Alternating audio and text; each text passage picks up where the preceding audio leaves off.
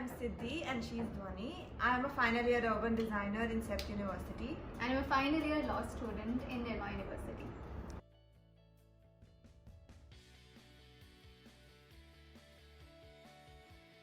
So we're really excited that we started something of our own, and that too this year itself. And we generally wanted to start this since a really long time, but we believe that the coronavirus pandemic is an apt time where we need to support the community, we need to support everybody and come together and actually do something for everyone, especially if it's related to mental health awareness. Definitely. Yes, Yeah. it's an NGO. It's a non-governmental organization that is run and it functions within and by the co-founders themselves. And we do have a small team which we're still in the process of growing. It's called the Perennials Foundation. Yeah. And we are 4 founding members. Dhwani, me. There's Ashna. She's an interior designer in the same college as mine. And we have Prakruti Pandya. She's a doctor and currently a research associate at Yale University. I think. Hello, in Yale University, and she happens to be my sister as well. Yeah.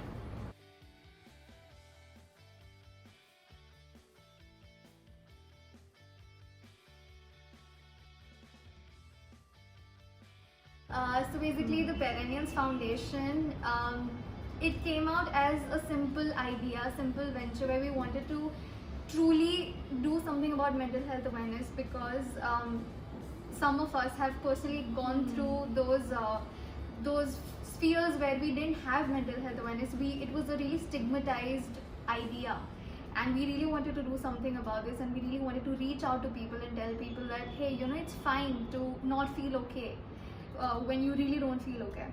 So this started with that, and then we thought that simply putting out mental health awareness wouldn't suffice for somebody. So we thought that why don't we bring about the concept of mental growth as well.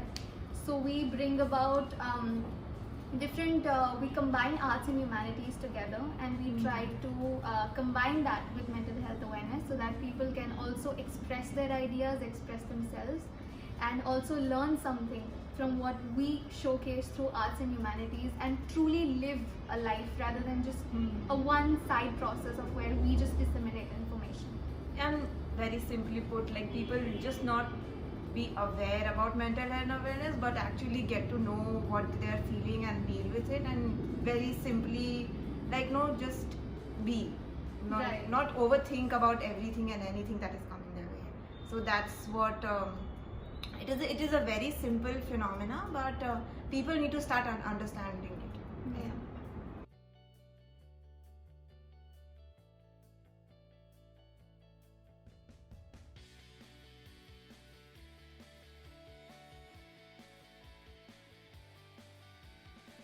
So basically, we're still in a really nascent stage. We're still learning a lot about this field as well.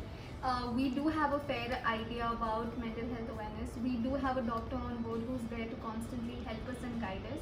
However, we are still exploring the entire, like you would say, the trust issue or the marketing aspect of it. We're still learning on how to go about it.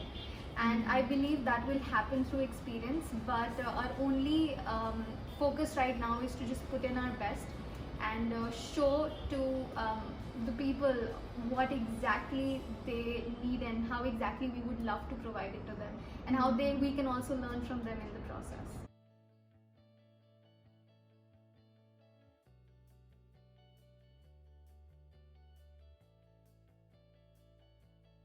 I think the enthusiasm to actually make a difference. She is basically the leader. She keeps everyone together. Ashna and I handle the creative side, and we basically gather a lot of different types of contents to show, like, different things. And Ashna also manages the graphic quality of the Instagram page. It is very at a small stage right now, but we're still figuring things out. And Prakruti Pandya, she gives the professional advice, like what should be there, what should not be there. This is like she filters the content basically. Right. Yeah. So that's, I think, the common quality which you would say is that the enthusiasm and the will to actually make a true difference in the lives of people in the community. Because we used to joke about it back in school, how casual it is to, you know, not feel good and, you know, be concerned about our looks and, you know, just laugh it off, until we truly realized, especially I think from a personal experience, I realized how my looks or the way I was, and how terrible a school environment can be, how hostile it can be, even though it looks so normal. And that's exactly when we decided that every school student would be feeling this way, but nobody has anywhere to go because of the social pressure, of the college pressure, of, or anyway, whichever stage you are in life. And that's exactly what we wanted to expose and tell people that, look, you have to be sensitive towards other people and not judge them.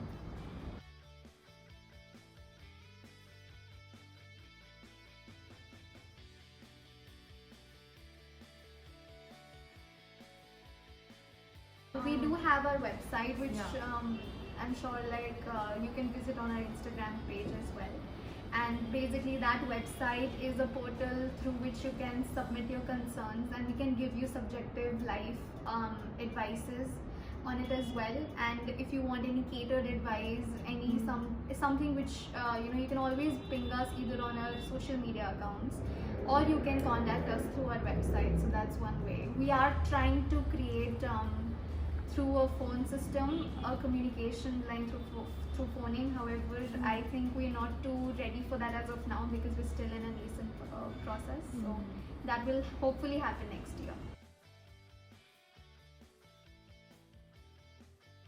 So that's an amazing question, and thank you for really asking us that. We were initially getting a lot of questions as to why did we even come up with such name. So perennials basically are perennials basically in its really simple form means something that lives on for a really long time. And that's exactly what we want to tell people, that no matter how big your issues or no matter how big your problems are, you will outlive those issues and you will outlive those problems. And that's why each one of us are perennials, and this was the entire message of it. Yes, that can be an aspect of our motto. However, our motto as a whole is different. It's called Looking Beyond the Cave, or Look Beyond the Cave. And that is also an interesting phenomenon. We basically actually really love philosophy, and we love philosophy, and we do have some inner groups who are not too philosophical, but we do try and put in those ideas. I try and put it in their face that look, philosophy is something which is really real and we need to practice in our daily lives. And that's when Looking Beyond the Cave came, because it's basically based on a cave allegory by this really famous philosopher called Plato. But to cut it short, is basically looking beyond the cave is you are in a bubble or you are inside a cave and you need to go beyond it, and you need to think way beyond where you are. So you need to open your ideas to new forms, new ideas, bring out the creativity that you have within yourself.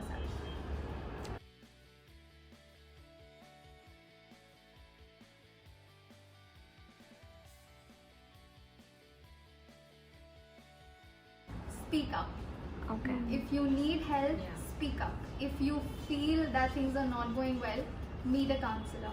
There are NGOs which are working towards it. We're still in a nascent stage. However, we will not discourage or discredit other NGOs which are actively working towards it and which have established themselves.